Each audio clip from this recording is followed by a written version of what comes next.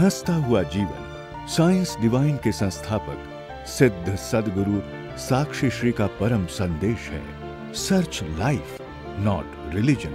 सारी दुनिया में धर्म के नाम पर ढोए जा रहे अंधविश्वासों, सड़ी गली रूढ़ियों और दम तोड़ती परंपराओं के विरुद्ध आध्यात्मिक क्रांति का शक्तिशाली अभियान है साइंस डिवाइन। साक्षी श्री मनुष्य के भीतर एक ऐसी दृष्टि और समझ पैदा करने का अत्यंत सार्थक प्रयास कर रहे हैं जिससे धर्म बन जाता है जीवन जीने का विज्ञान।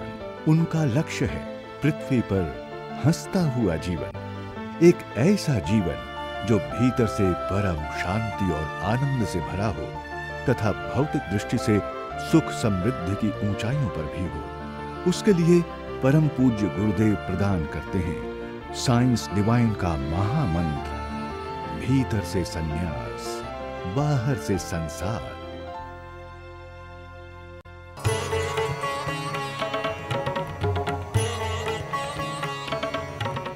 अब तक 3 ही मार्ग पृथ्वी पर पैदा हुए हैं, जिनमें सारे मार्ग समाहित हो जाते हैं। ज्ञान मार्ग, कर्म मार्ग और भक्ति मार्ग। तीनों मार्गों में ही सर्वोपरि कौन है, सर्वोत्कृष्ट कौन है, हम किस मार्ग पर चलें।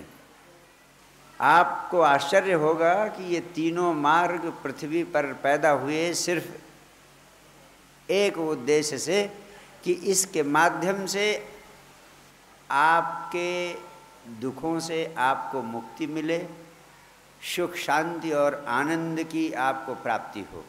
लेकिन बड़ा दुर्भाग्य है कि न तो आपको सुख शांति मिल रही है, न दुखों से मुक्ति मिल रही है। तो कहीं ना कहीं गड़बड़ है। और जब मैंने गंभीरता से इस पर विचार किया तो जो सबसे महत्वपूर्ण बात पाई वो ये है कि ज्ञान मार्ग कोई मार्ग है ही नहीं, भक्ति मार्ग कोई मार्ग है ही नहीं, कर्म मार्ग कोई मार्ग है ही नहीं। ये तो सिर्फ आदमी के मन के खेल हैं। मनुष्य को शांति और आनंद रूपी परम आनंद की प्राप्ति तभी हो सकती है जब वो मन के जालों से मुक्त हो, मन के खेलों से मुक्त हो। और मन के जाल हजार। संत कबीर कहते हैं मन माया तो एक है, यानी माया और मन एक ही है। अगर मुझसे कोई पूछे कि संसार और मोक्ष का अंतर क्या है, माया और मोक्ष का अंतर क्या है, तो जितना अध्यात्म जगत का विज्ञान कहता है उसका सार यही है कि मन माया है, यानी जो मनों के जाल में उलझा है वो माया और कष्ट में उलझा है, माया और भ्रम में उलझा है, दुखों में उलझा है। और जो मन से मुक्त है, मन के जालों से मुक्त है, वही मोक्ष को प्राप्त है, वही परम आनंद को प्राप्त है। मेरा तो मानना है मन ही समस्त दुखों का मूल है। इसलिए मन के जालों से मुक्त हो जाने के विज्ञान का नाम धर्म है। और मन के जालों से मुक्त होने का उपाय क्या है? कर्म योग नहीं, ज्ञान योग नहीं, भक्ति योग नहीं, क्योंकि ये तो मन के ही जाल हैं, मन के ही उपद्रव हैं। जैसे लोग कहते हैं कि अगर ये तीनों मार्ग नहीं हैं तो फिर ये मार्ग के रूप में माने क्यों गए? सभी धर्मों ने किसी न किसी रूप में इन मार्गों को माना है, तो क्यों मान लिया अगर ये मार्ग नहीं हैं? मैं कहता हूँ ये मार्ग नहीं हैं, ये रास्ते नहीं हैं, ये भटकाव हैं, क्योंकि मन के खेल हैं। फिर रास्ते मान क्यों लिए गए? इसका कारण मनोवैज्ञानिक है।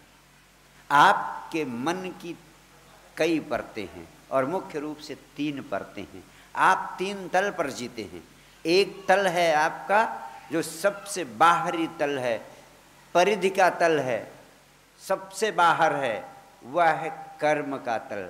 यानी आप स्वाभाविक रूप से कर्म करते हैं, मन कर्म की मांग करता है। कर्म किए बिना आप जिंदा नहीं रह सकते हैं, क्योंकि वह महत्वपूर्ण केंद्र है आपके जीवन का। बिना काम के रहना, बिना काम के जीना आपके लिए मुश्किल हो जाता है। एक आदमी दिन भर काम करता रहे, मुश्किल नहीं होगी, काम का बोझ कितना भी रहे आदमी निभा लेगा।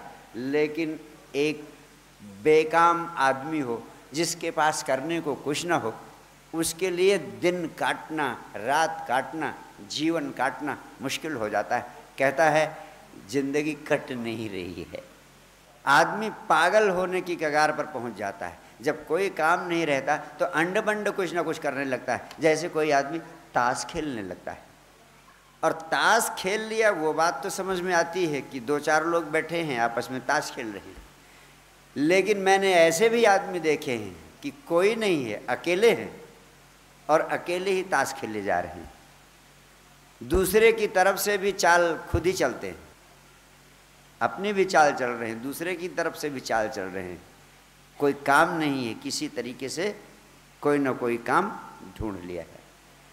तो मनुष्य के मन का लक्षण है काम खोजना, काम मांगना। और इसीलिए मनुष्य के मन ने सोचा कि कोई काम पैदा किया जाए जिससे कि हम मान लें कि हमें शांति, आनंद, परमानंद मिलेगा, सत्य मिलेगा, परम सुख मिलेगा। इसलिए आदमी ने रिचुअल्स पैदा किए, कर्मकांड पैदा किया, पूजा पैदा किया, पाठ पैदा किया, यज्ञ किया, हवन किया, अखंड कीर्तन हो रहा है, झांझ मजीरे बज रहे हैं, तालियां बज रही हैं। कोई न कोई काम कर्मकांड के नाम पर चल रहा है। और आदमी ने सोचा कि इससे हम पहुंच जाएंगे मंजिल पर। लेकिन इनसे आदमी कहीं पहुंचता नहीं है। ये सिर्फ अपने को धोखे में रखने की तरकीबें हैं। ये सब आपके मन की आकांक्षाओं को पूरा करने की विधियां हैं। मन कुछ मांगता है, आप मन की आवश्यकता के अनुरूप कुछ न कुछ करने लगते हैं। और ये नहीं, जब पूजा पाठ से काम नहीं चला तो आज एक नया काम शुरू कर दिया है आदमी ने कि हम तो कर्मकांड के चक्कर में नहीं पड़ते, हम सेवा को ही धर्म मानते हैं। लोग कोई कोढ़ियों की सेवा कर रहा है, कोई भूखों की सेवा कर रहा है। अच्छा है, कुछ बेहतर है। पहले आप किसी पत्थर की मूर्ति के सामने थाली घुमाते थे, आरती करते थे, भोग लगाते थे। उससे तो बेहतर है किसी भूखे के सामने थाली घुमा रहे हैं, सेवा कर रहे हैं, किसी को थोड़ा सुख पहुंचा दे रहे हैं। लेकिन ये भी आपके मन से उपजा हुआ कर्म का जाल मात्र है। ये भी आपको सत्य तक, शांति तक, आनंद तक पहुंचाने वाला मार्ग नहीं है। अगर आप गंभीरता से सोचें कि सेवा से ही आदमी पहुंच जाएगा, तो आखिर आप सेवा करेंगे दूसरे की, दूसरा सेवा करेगा आपकी। बजाय इसके आप अपनी सेवा कर लें, वो अपनी सेवा कर ले। एक लड़के ने अपनी माँ से पूछा, माँ तू हमेशा कहती है कि परमात्मा ने तुम्हें दूसरों की सेवा के लिए बनाया है, इसलिए रोज़ किसी न किसी दूसरे आदमी की सेवा किया कर। तू मुझे बता, दूसरों को किस लिए बनाया है? क्या दूसरों को इसलिए बनाया है कि वे मेरी सेवा करें?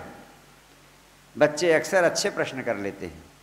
और अगर उसने इसलिए दूसरों को बनाया है कि मेरी सेवा करें और मुझे इसलिए बनाया है कि मैं उनकी सेवा करूं, तो इससे अच्छा है वे अपनी कर ले, हम अपनी कर ले। ये सेवा का जाल मन के उपद्रवों के कारण, मन की मांगों के कारण ही पैदा हुआ है।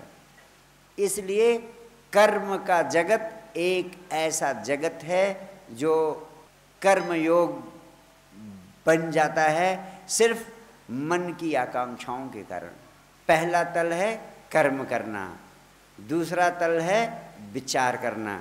जो आदमी कर्म करता है वो आदमी किसी न किसी तल पर 24 घंटे विचार भी करता रहता है। विचार का जगत है, विचार किए बिना भी आदमी नहीं रह सकता है। 24 घंटे, चाहे कोई अर्थ है चाहे नहीं, चाहे कोई प्रयोजन है चाहे नहीं, मनुष्य विचार करने में लगा हुआ है। खाली बैठा है लेकिन विचार चल रहे हैं।